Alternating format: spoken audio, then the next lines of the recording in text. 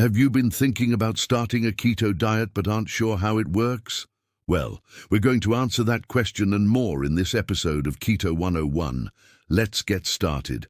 Hey there, welcome to our channel where we share all the latest and greatest in keto news, information and recipes. If you are new here, make sure to subscribe so you don't miss any of our awesome videos. Also, if you have a question you'd like us to answer in an upcoming episode, leave it in the comments below or contact us through the provided details, and it could be featured in a future episode like this one. So let's dive in. Today we're answering the question, how does the keto diet work?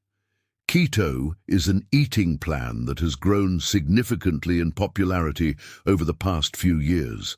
It can help with weight loss, blood sugar control, reducing inflammation and much more. But what is keto and how does it work? That's just some of what we'll cover today. The first thing you should know about the ketogenic diet is that it's very low in carbohydrates, moderate in protein, and high in fat. The reason why it's so effective for weight loss is because it helps you enter ketosis. Ketosis is a metabolic state where your body uses ketones for energy instead of glucose. Glucose is the sugar your body would normally use for fuel, but it can only do so when there's glucose available. When glucose is scarce, like when you haven't eaten a carb in a while, your body will start to burn fat.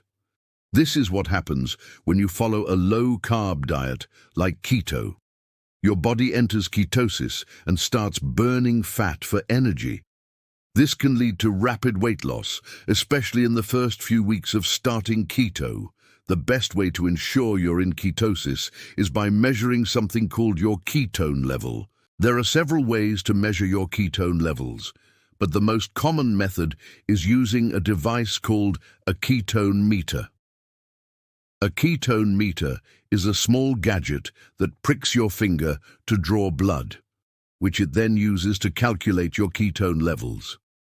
You can buy these online or at most pharmacies.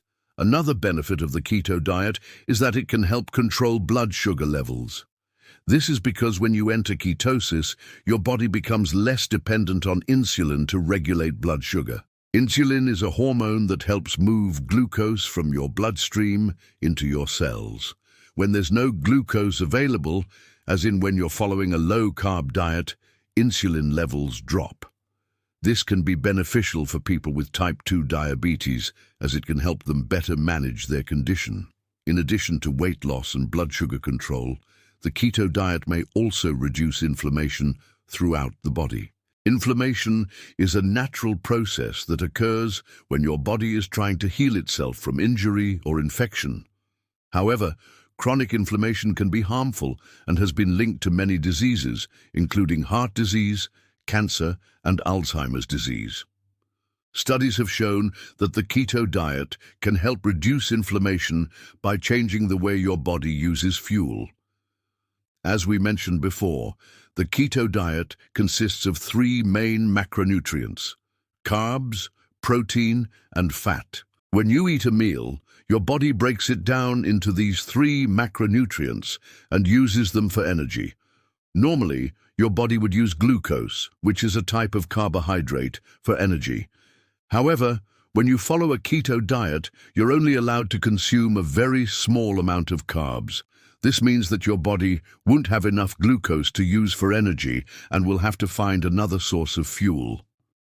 This is when your body starts to burn fat for energy and produces ketones, which are molecules that can be used by your cells for fuel.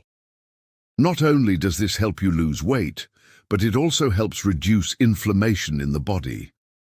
The exact mechanism behind how ketosis reduces inflammation is not fully understood, but research suggests that it has something to do with the production of ketones. Ketones appear to have anti-inflammatory properties and may help reduce the production of pro-inflammatory cytokines.